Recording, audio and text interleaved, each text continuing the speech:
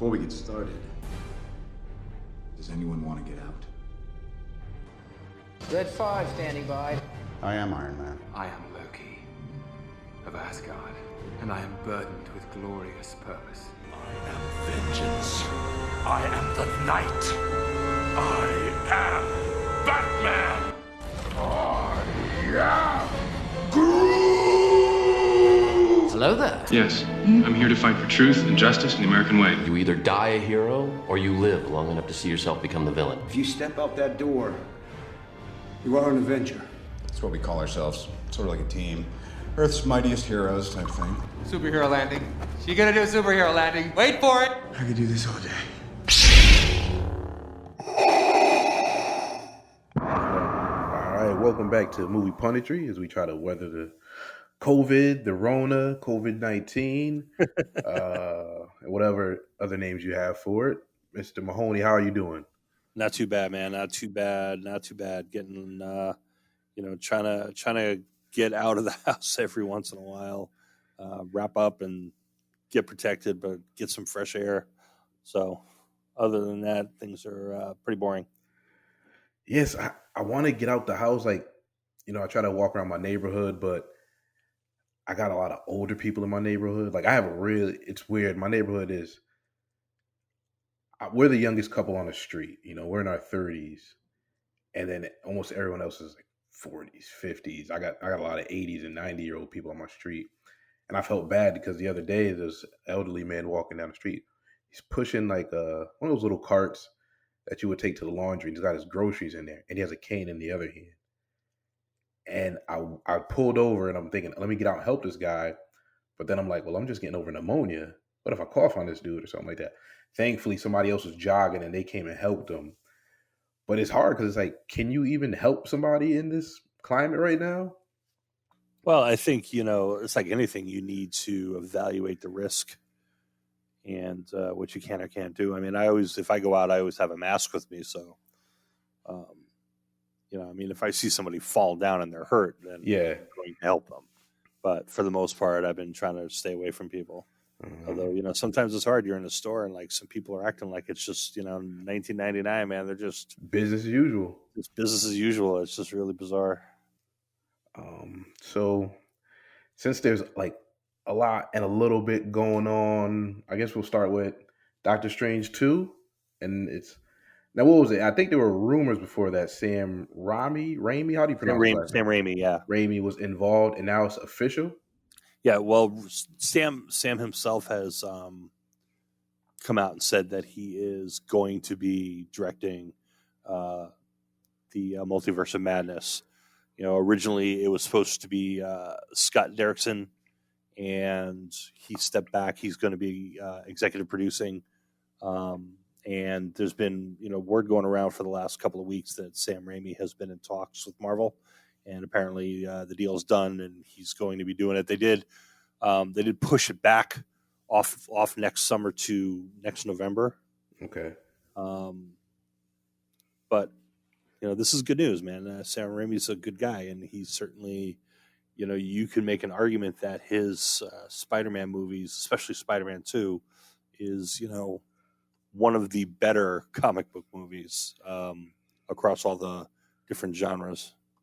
Yeah, I think Spider-Man 2 to me is probably a top 10. Yeah, I think definitely. I mean, Sam really seemed to capture kind of the golden age vibe in that film. Yes, he did. And I think he got a raw deal with Spider-Man 3.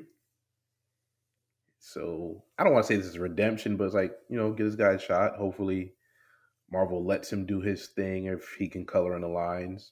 We had some discussions offline about Joss Whedon and them letting directors do certain things. And then there might be some things that Marvel wants to accomplish within a movie, and the director has to kind of, find a way to work around that or within it. Yeah, well, I mean, definitely within the, the MCU, once they kind of figured out where they were going, there were certainly different road marks that everybody had to hit. Yeah. Some people were more successful with that than others. and Joss was just not one of those guys who was really successful with it, or he had a hard time with it. And my fear is that this movie is going to be their Age of Ultron, where it's essentially setting up a bunch of other things. And what are we calling this? Phase 4 now? Or Yes. Is it even a phase? So, all right. So, are they calling it Phase 4? That's the question. Yeah, no, they're calling it Phase 4. Okay, so I hope if they're going to do that in this movie, I hope they do a better job than they did with Age of Ultron.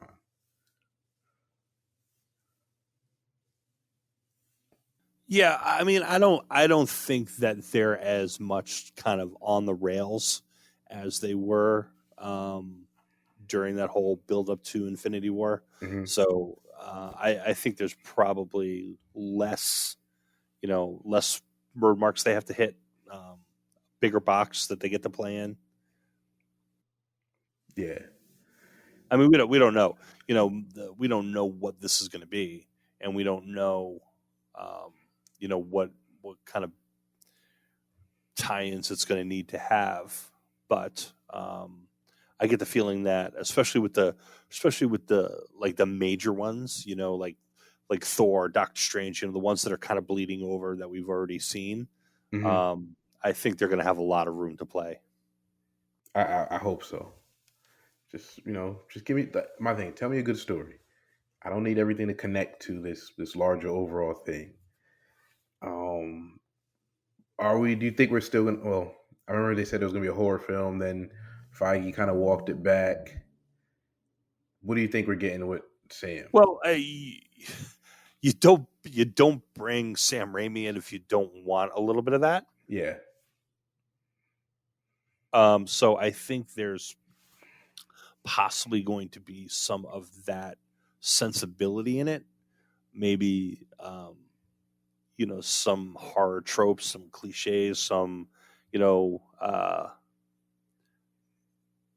type of storytelling that you might get in a horror film or in a suspense film. I mean, that's certainly Sam Raimi's wheelhouse, but I don't think it's going to be like, a straight out horror film. It's not going to be New Mutants.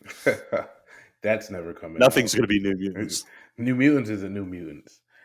And while we're on the topic of films, movie theaters, because they might not even be around when this is all over for us to watch these movies. Yeah. So the big deal now is that apparently AMC Theaters, which is the largest exhibitor in the country, is possibly filing for bankruptcy. Wait, now let's be clear, because a lot of people get bankruptcy wrong. A lot of people think bankruptcy means you're done, you're finished, you're over. Can you properly define bankruptcy? No, it means generally it's going to mean some type of restructuring, possibly. Mm-hmm. Here's the problem with AMC. We got to give a little background, right? So AMC, like I said, they're the largest exhibitor in the country. They have gone on the last 3 years on this tear of spending a ton of money, expanding theaters, buying up theater chains. They bought Odeon, they bought another chain. They've been opening new theaters.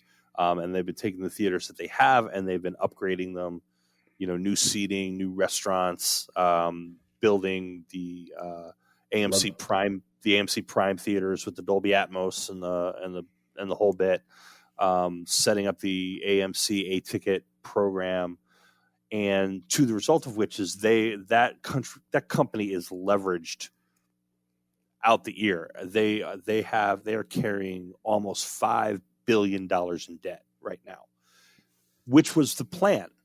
They knew that. Yeah. And it was all part of their strategy. And 2020 was the year that they were supposed to start going positive on their books. And they did. They had a good first quarter. And then this thing hit. And the problem is now you have a company that's got $5 billion in debt. They have no revenue coming in. They've decided to furlough all their employees, and the ones who are still working with the company are not, the executives are not taking salary right now. They've announced that they're not paying their rents. Most of the AMC theaters are like in malls and things like that. So they've notified their landlords that they're not going to be paying rent. They still have a burn rate of about $150 million a month, most of which is debt service. and they've got about $350 million in cash, which means they can operate till about June. That's a problem because we're not going to be back in June, and there's no movies for them to open with at this point. They need to hold on until November, December, really. Jeez. And so they've got a big problem. So they either need to get a lot of forbearance on their debt, or somebody needs to come in and help them out. Now, the studios have they need AMC. So yeah, because if they get these movies coming, you're not going to take these. You're not going to have $1 billion films on streaming. So, and the studios are hurting because they're pushing all their revenue back at least 6 months. So, are the studios going to step in and give some cash infusion into AMC and Cinemark and the other theater chains that are hurting? Are they going to be able to restructure their debt? Are they going to have to close down some of their theaters? And are we going to show up in a summer where we have 2/3 of the theaters that we have now? Who knows what's going to happen? But something's going to happen, because the studios need theaters to come back to open all these movies that they're pushing into the fourth quarter and into next year. How different is the entertainment landscape going to look once we come out of this thing? Because now I'm thinking about it, you're talking about these theaters that aren't going to have movies. We don't know when they're going to open. Then you think about all these productions on films and TV shows that have been halted. What is this thing going to look? This looks like some Armageddon for the entertainment industry. Well, it's tough because one of two things is going to happen when movies start getting back into the theater in the fall. Either people are going to go or they're not. People are either going to be, man, I can't wait to get back to the movies, or they're going to be like, I am not going and sitting in a room with 300 people that I don't know. And there's really no way to tell what that's going to be until it happens. It's crazy because I think it comes back to something else we had talked about earlier. You're going to reopen the country at some point. There's going to be a second wave of people getting sick. So this is a problem. And I don't think we're going to be out of the woods for maybe another year. I agree with you. I think we go into 2021 still dealing with some of this stuff. Oh, perfect. Yeah, I mean, and I think it's notable that they're not taking movies from May and putting them back into July. They're putting them into November. Yeah. So the studios don't think people are going to be back this summer. The summers are a wash. November, December are going to be the new summer this year. Remember we discussed the Hot Toys Endgame cap that I ordered? Yeah. That was supposed to come, it said between April and June. I get an email yesterday. It didn't say yours, it just said the toy will not arrive in our warehouses until at least between October and January. I said, what? And then I sat there and thought, I was like, oh, these things are handmade in China. Exactly. So then I looked at, because I was going to get the Thanos as well. So there's two Thanos. There's regular armored up Endgame Thanos. And then there's battle damage Thanos. That was supposed to arrive next May. That thing is pushed back into 2022. Everything is shot in there right now. Everything. This is... have they finished shooting Westworld, or we can expect that to not finish? Yeah, no, that's done. Okay. So since I brought that up, I didn't watch the latest episode. I have not felt like this season has been okay. I need to sit on my couch at 9:00 and watch this thing. It has now become, I'll get to it when I get to it, and I suspect you feel completely opposite. Yeah, it's like the second thing I watch on Sunday night or Monday. I'm watching Homeland first, and then I'm watching Westworld. This week's episode, and I won't go too deeply into it, but this week's episode was good. There was kind of one major piece of it that didn't really work for me. There was other pieces that I think they did really well. It's a short season, right? It's 8 episodes, so there's only 3 left. Is it 8 or is it 10? I don't even know. I think I've checked out on it. It just hasn't interested me much. I think for what did it for me was finding out that all the other hosts were Dolores. And I was just like, that's not interesting at all. And I'm gonna finish it, but it's kind of now gonna be, and for the sake of the show, I'm gonna catch up. But if we weren't doing the show, it'd be one of those things where we'll get to this when I get to it. And the crazy thing is there's no new content out on TV really right now. And for me to I beg to differ. Well, I would say you mentioned something to me about Hulu. But for me, you need to find a way to watch Devs. Wait, isn't that also on FX? It's produced by FX. It's FX on Hulu. I don't know if you can watch it directly on FX or not. I haven't tried because I have Hulu. Yeah. But if it's on FX, you need to get in and watch it. It's a miniseries. I think there's only 8 episodes. The last one, I think, is this week. But it is an amazing show. Let me check if I have that. I'm checking Sling right now. What is the show about? So the show is about, just kind of in broad strokes, it is about a software company or a tech company, something like Google or whatever, that has this program that they call Devs.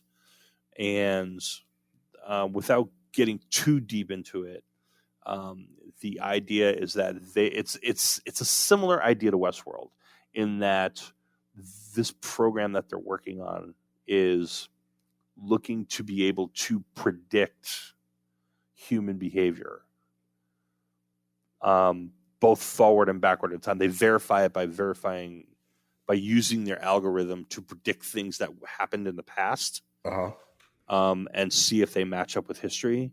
But they're also using it to predict things that happen in the future. I won't tell you why, but it's also has this kind of murder mystery involved in it. So it's kind of a whodunit, but it's also this kind of heady kind of drama like Westworld is. So and it's just really well done. It's Alex Garland who he's the brain behind Ex Machina and Annihilation. So it's just very much in that genre of things, and it's just really well done. It's really well acted. It's beautifully shot. And I was really hesitant to start watching it. I'm like, and then literally I burned through it in 2 days. I just could not stop watching it. I think I'm gonna have to check that out since Westworld isn't doing it for me. They should have stayed in the park. So you know what? Maybe they did. Give me a brief synopsis of this past episode. Okay, so in this past episode, it's a lot of exposition. It's a lot of kind of you come to see. There's a lot of flashbacks with Sirach, and so you start to see how he got into this whole development of Rehoboam, how he got involved with Insight, what he's trying to do and what he's trying to accomplish, and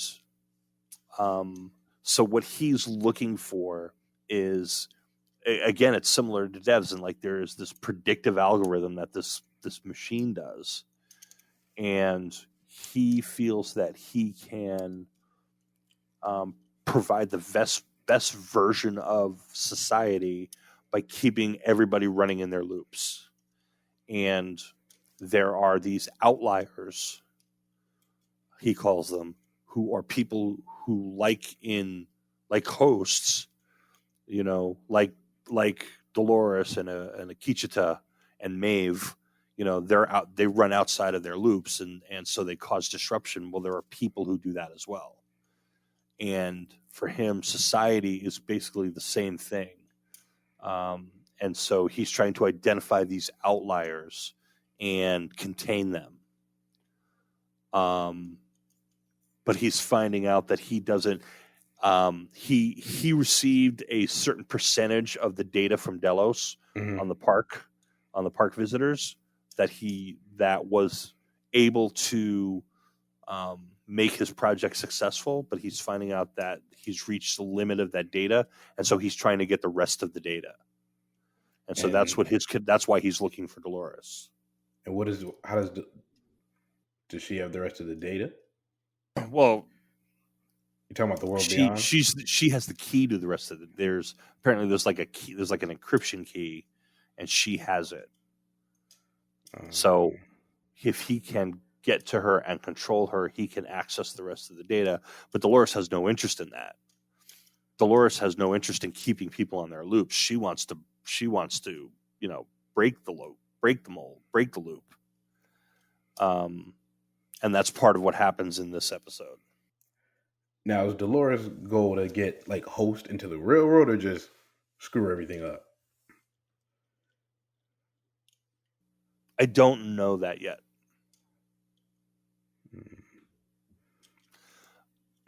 Now I'm getting interested again. Yeah, and so since one of the things that's been brought up is these computers, these various generation of computers that Sirach is using, they've been named after kings of Israel, right? There was David, and there was Solomon, which was the first successful one, and then there's Rehoboam, which is the current one, and it's Westworld, so everything has to mean something, right? Yeah. You know, so what does that mean? Like, what does that? Why are they doing that, and what does that mean? And one of the things that occurred to me this week was that after the time of Rehoboam, the kingdom of Israel split into two separate kingdoms. So I'm wondering if there's something going on along those lines, that this is going to somehow she's going to be able to permanently separate the hosts from humanity in some way. That sounds interesting. Yeah. And don't forget, she also controls the valley beyond. Yeah. Where all the hosts are. And there's also one pearl out there that we don't know who it is. It's Ford. It's my boy Ford. I don't know if it can be without undoing a lot of season 2. Because don't forget, Ford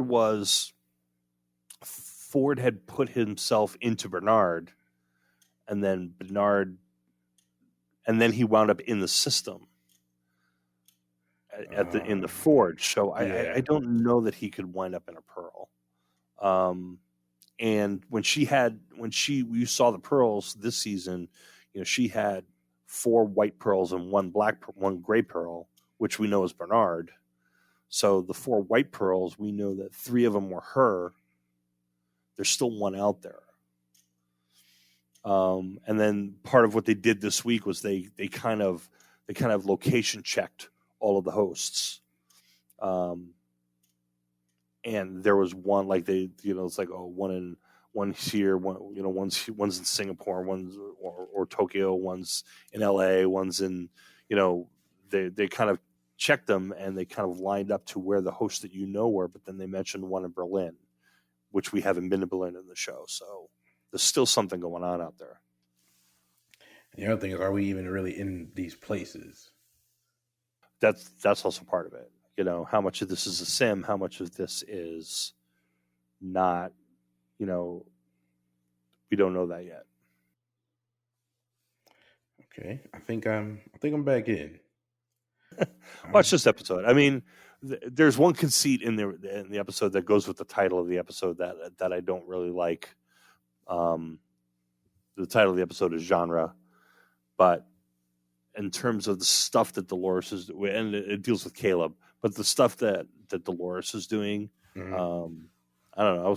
And that this whole Dolores and Sirach thing, I was kind of down with it this week. Okay. All right, moving on to Dune. I saw some photos got dropped. I mean, let me guess. Some Their of release them- date got pushed back as well. They haven't pushed it back yet. No. Well, so when's it set to drop? This movie is supposed to open the week before Christmas. Chances of that happening? I'd say they're pretty good. They are in, the movie. The movie shot, so it's all post production now. The big thing is going to be, can they get the VFX done? Can they get the film edited? Which is certainly possible. I mean, one of the things, there's a little bit of news this week because James Gunn was like, Suicide Squad is not getting bumped back because he goes, it's done, it's shot, and we thought about this ahead of time, and it's all set up for us to work from home to do the editing and everything. So he goes, we're ahead of schedule on the film. Good. So it's possible that Denis Villeneuve has his stuff set up so that he can at least do editing and stuff. I mean, there's still going to be stuff that is going to be difficult, like recording music. They still have to compose for it. Hans Zimmer's doing the music for it. So, there's still a lot of work to be done. But yeah, at this point, there's been no indication that they're running behind, and the fact that we're in April and they dropped the Vanity Fair spread, that still tells me that this movie's going to go on time. So they got 7 months. Yeah, more or less. I mean, I'm sure there's got a lot of post production that has to be done with it, but I don't know. I think it's probably good. I mean, the big problem that I see that may cause them to push it off is not so much that they can't get it done. It's that all the stuff that's getting moved around it. And especially Top Gun Maverick just got moved to the weekend before. So, that's going to be a big pull. But I think it's still going to wind up dropping on time. And then we have the Mandalorian documentary. Yeah. Which really seems to be exciting. This is dropping in May. This is an 8-part documentary on the making of The Mandalorian. I think it's going to be fascinating because the way they're making the show is ridiculously fascinating. Yeah, because then they shoot on some special screen.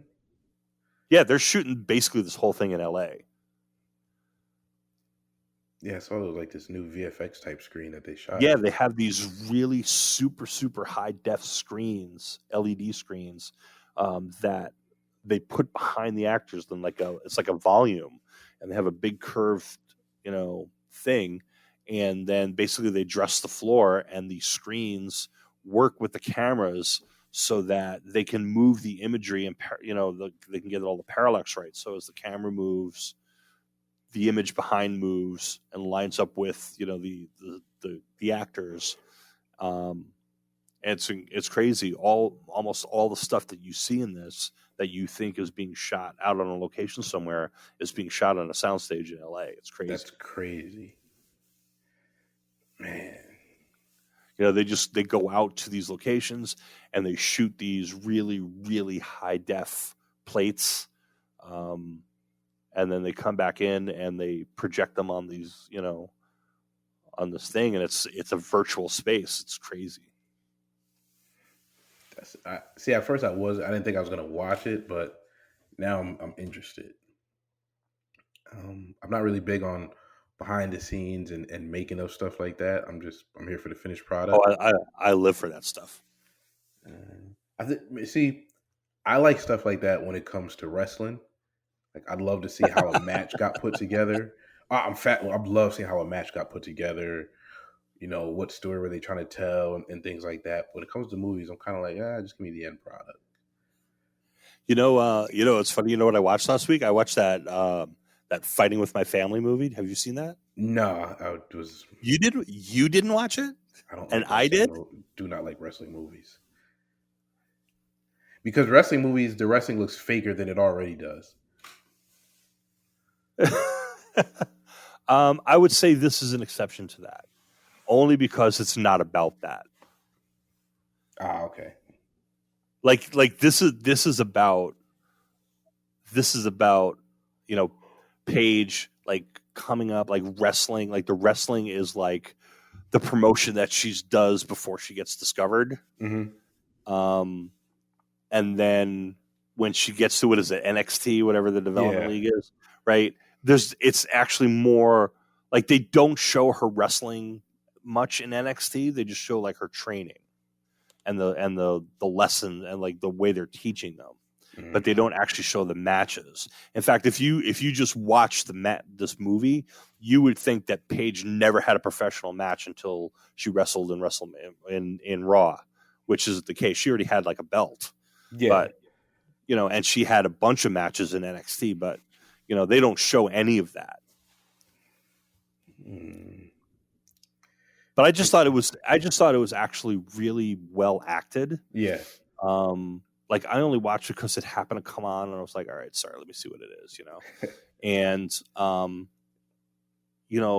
and I thought it actually surprised me how much I liked it.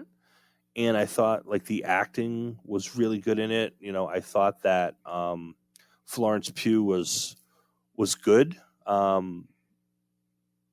What's his name? Vince Vaughn was fantastic in it. Who did he play? He played the promoter. He played the guy who like goes out to these small promotions and finds people and brings them into NXT and like evaluates them.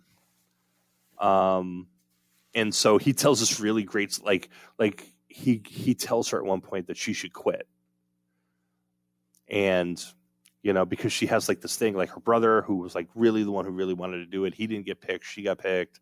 And she was like having a hard time, dealing with like all the, like the California blondes and the bimbos who are, the divas and stuff like that.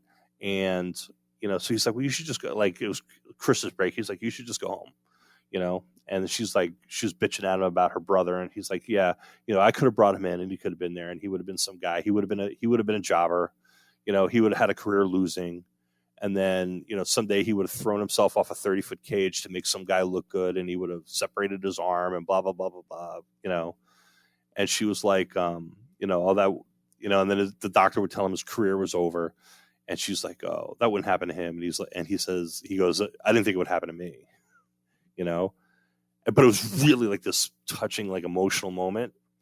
And then later in the movie, she's when she gets told that she's going to be in Raw, she gets told by The Rock, and like he's walking down the hall with her, and he sees Vince Vaughn's character, and he like waves to him, and she's like, "Oh, you know him?" He goes, "Yeah, that guy over there. That guy once threw himself off a 30-foot cage to make me look good."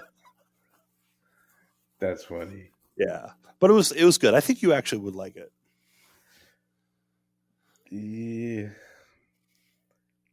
I'll see. It's really hard. Like for me, if it's not comic book related, I think just I'm so pressed for time, like between school and my 4-year-old running around and work. I don't know. Like I think I'm that guy that complains there's nothing good to watch. Yeah. No, and then I I'll go watch. I probably wouldn't have watched it if I was working. Like I'll say there's nothing good to watch, but then we'll watch like Winter Soldier for the 64th time. And it's funny, and they do studies on that, and they show like people like they watch on Netflix or whatever, or Hulu, and it's like there's all this new content, and like 80% of the time, someone will just rewatch something that they watched before. Mm-hmm. I did, which I've done. I started this thing on Netflix. I think it's called Echo 8. It's with Stephen Amell and Robbie Amell, and it's a world where people with superpowers have started to populate more. And I watched some of that. My wife was watching it, and I watched a yeah, little bit of it. I think I got like 15 minutes in, and then I had to turn it off because my kid came in the room, and I'm pretty sure there's gonna be some cussing. So I was like, let me finish it. For what you saw, did you like it? Not really. Oh man. Well, I guess I'll finish it. I'll see how it turns out. Maybe I might like it. I loved Man of Steel, so who knows what's gonna happen. That was on today. I was watching a little bit of that today. Great film. Great film. It's a good film. In other news, But I also watched Justice League the other day. That is horrible. The mic's off. That is absolutely. And that was my Google saying the mic's By off. the way, the mic's off. Be quiet. The WWE released a whole bunch of wrestlers the day after they were designated essential employees by the state of Florida. And I'm talking about they released a ton of wrestlers. What do you mean, like they fired him? Yes. Not sure why. Well, their reasons were, due to what's going on with COVID and us not being able to tour and we're going to lose money and things of that nature. And some of these people that got let go were people that had just recently signed huge, and I can understand why you would try to get that money off the books, hundreds of thousands of dollar deals. But it's really interesting because over the past couple of years, they let Kurt Angle go, didn't they? Yeah, he was working on the Legends contract, so you weren't going to see him a lot anyways. Yeah. But the thing is, they had gone on a signing spree the past 3 years. And a part of it was because these smaller promotions were starting to gain traction. And what these smaller promotions were doing, which was smart, is around the weekend of WrestleMania and SummerSlam, they would run shows on those weekends in the exact same town. And, the owner of the Jacksonville Jaguars, he, set up AEW. It's been doing well. TNT gave him a contract extension and also another time slot to run another show. So knowing that these things were coming, they've been signing every independent wrestler they could. And a lot of these people weren't working consistently anyways. So I'm not going to sit and say, I knew this was going to happen, but this kind of had to happen, because the other thing they were doing is anyone that looked like their contract was about to be up, they were offering upwards of $500,000, $700,000 to re-up and not get used.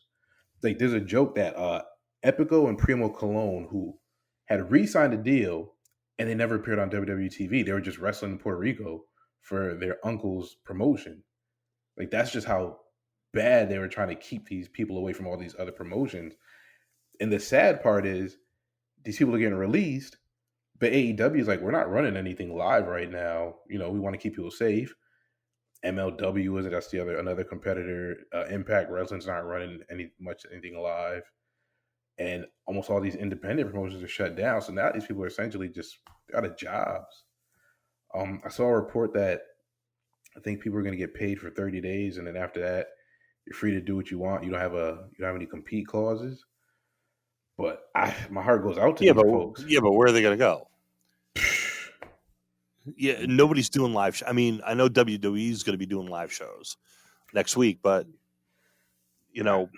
but the small promotions, they're not going to be able to do shows without an audience. No, AEW's been running. I know they taped up to, I think they said 2 months worth of shows, but Tony Khan, Shad Khan's son, said at this point in time they're not interested in running live shows. They are going to do their pay-per-view. I think it's May 23rd in Las Vegas, but there won't be any fans.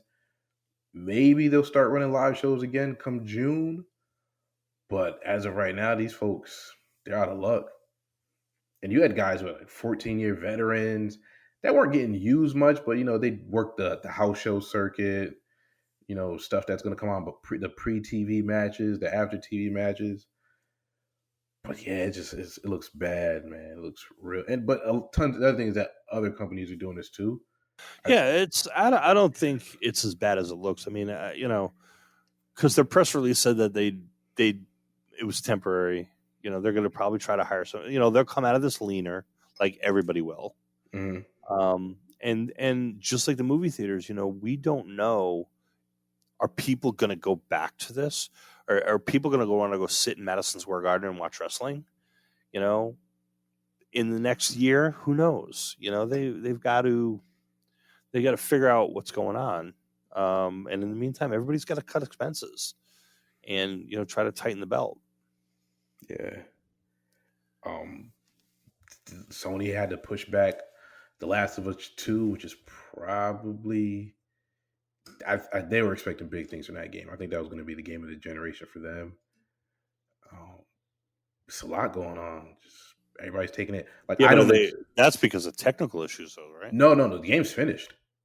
It's completed. It was what their reasoning was. We weren't going to be able to make the money we expect to make off this game. They felt that they wouldn't be able to give it the release the support it could, because if you think about it, not everybody's going to the store. Not everybody has money to buy the game. I mean, if you want it digitally, sure, you could get it, but I don't know. Certain places you probably weren't going to be able to get physical copy. I know in California they ordered all the GameStops to close. The one by my house is closed, and they were trying to stay open. So they said that they pushed that back. Phil Spencer said he expects the Xbox to come out on time. I hope. I don't know if that's possible. Yeah, well, I'm seeing conflicting stories about whether Sony's going to be putting the PS5 back or not. Who knows? I think the Xbox is probably a little further along in its development cycle. Mm-hmm. So it's probably closer to being able to be released. It's rough right now for every industry. I don't know. Like, what do you think the fall TV looks like? Because I saw The Flash and I want to say Supergirl, they stopped filming.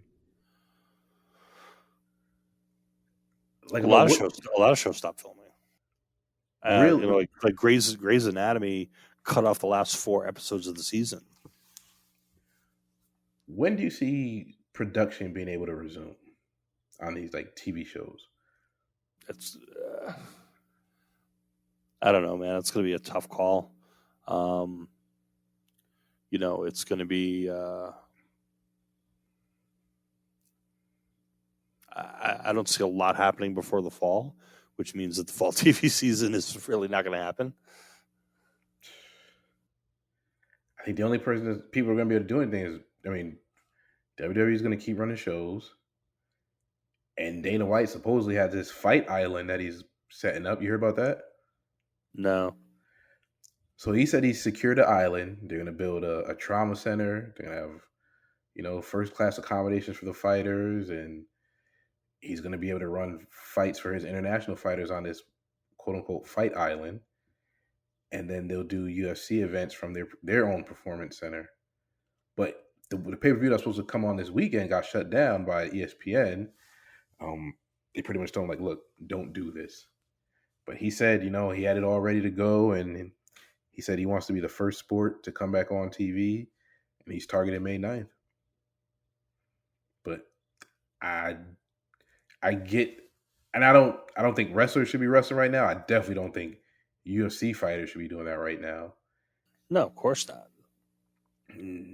I'm surprised. I'm surprised that baseball's trying to find a way forward. That sounds insane. Did you hear what they think they're going to do?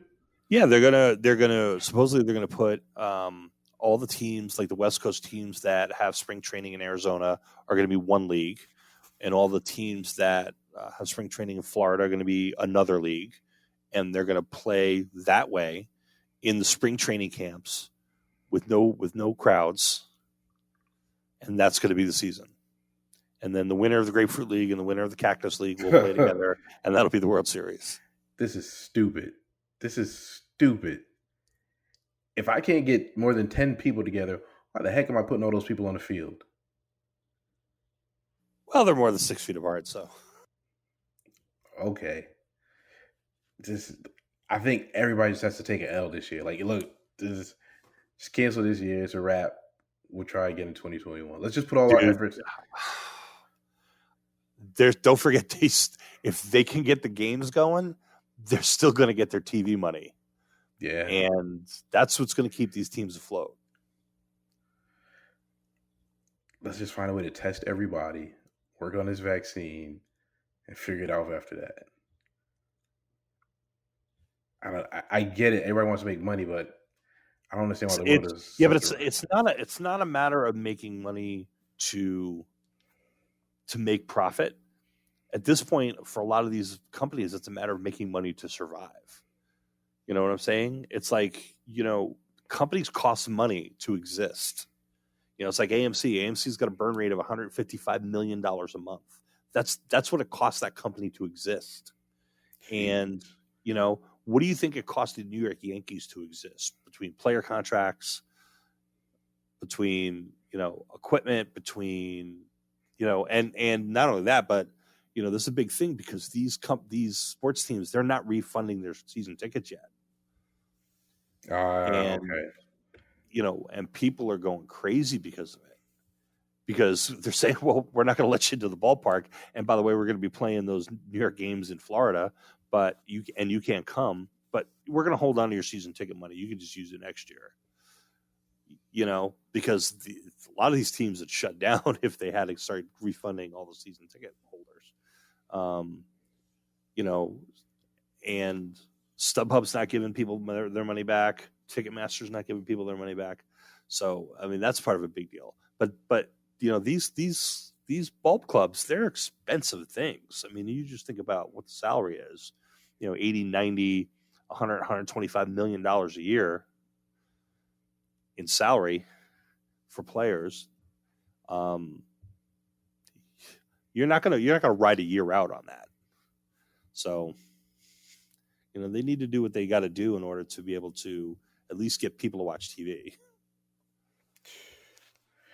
This is nuts. This is insane. I don't know. So, how are you going to spend the rest of your week in pandemic land? I have absolutely no idea.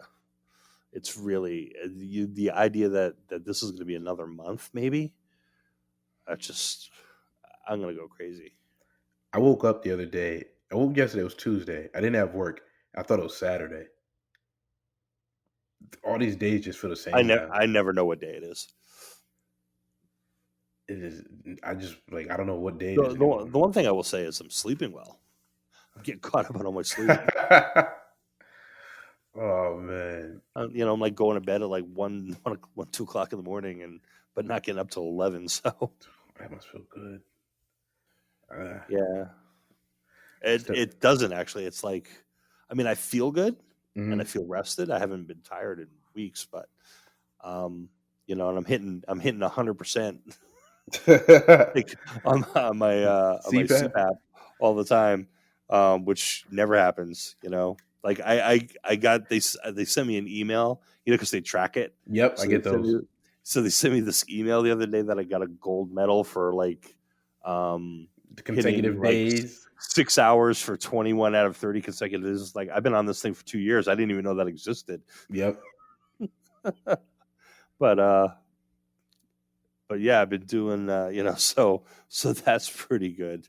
But it's, but I'm sore sometimes just because I'm in bed so long.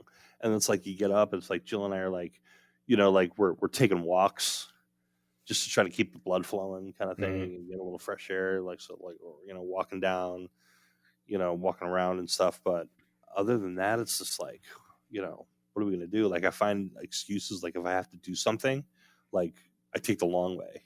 You know what I'm saying? Like, I had to run down into Fairfield the other day to pick something up. And it's like I took like the longest possible way I could drive. It's like just to get out the house. Just to get out of the house. It was a nice day, the windows down, just driving around. You know what I'm saying? It's like, my wife is like, oh, you want to go? Yep, I'm going. I'm good.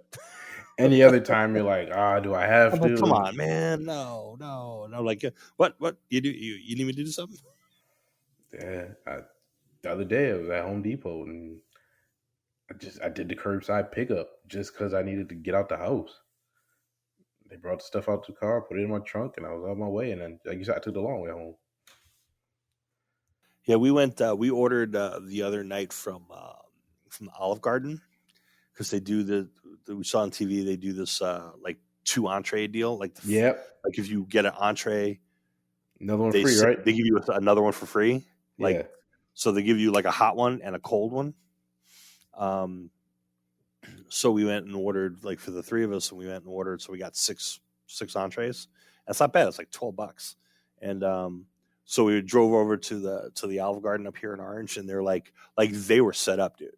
Like they had all the spots in the parking lot were numbered. Yeah.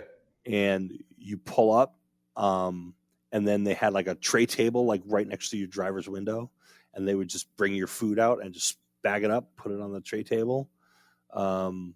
And then they also had like a bar set up, like on the sidewalk, like so if you wanted to buy a bottle, like you wanted to add a bottle of wine or a 6-pack of beer or something along those lines, like they had everything right there outside because it was a nice day, and everything was like they had like this whole display, so it's pretty. It was like they had it working out, man. Wow. Well, I think I'm gonna give me some Olive Garden this weekend. Anything you want to say before we get out of here? No, man. Just the usual. Just stay safe. Do what you can. I know this is hard. If you're listening, this is hard, but it's going to be worse if we let this thing go too quick. So yeah, stimulus checks are coming. I hope so. Folks, thank you for listening. Please, if you have a local comic book shop and you have a pull list, send them some money for 1 or 2 of those books because those guys are hurting right now. Anybody, like any business that you deal with on a regular basis, try to find a way to throw them a bone. You know what I'm saying? That's a supermarkets are doing fine. Oh, they're doing good. But like your restaurant, like if you have a restaurant that you go to that you like and they're doing takeout, go get some takeout food from them. Especially if it's not a chain too. Exactly. If it's like a local place and they're open, like this place I went to today, little local place here, and he had it all set up. Like you go in there and like when you walked in, there were tables like for like Grubhub and DoorDash and everything, and then another table over here for like people who were picking up their orders. And it was like one dude in there cooking, but he had it all worked out. You know what I'm saying? But it's like those kind of places that you enjoyed. Like I tried to go to the Mexican place that we go to all the time, but they're closed. Like they're not even doing takeout, so that's bummed. I try to go to our regular sushi place, but she's closed. But if there's a place that you like to go to, that you go to once or twice a month or more on a regular basis, and they're still open and they're trying to get by, your pizza place, your Chinese place, whatever, order a gift card, buy a gift card or something. Yeah. Do something to help support these businesses and get them through this. Send your barber his money. Even though I haven't had that problem in like 15 years. Like me, I had to cut my son's hair the other day. That did not go well at all, but I still sent my barber, what I would have paid him for if he saw my son. It's rough out here for people. Y'all gonna be looking like a bunch of cavemen coming out. I had to shave my beard myself because the mask I got to wear. Like we have to wear a mask at work now, and it wasn't forming a proper seal. So, yeah. Folks, thank you for listening. We will be back next week because, pandemic. And have a great week. Yep.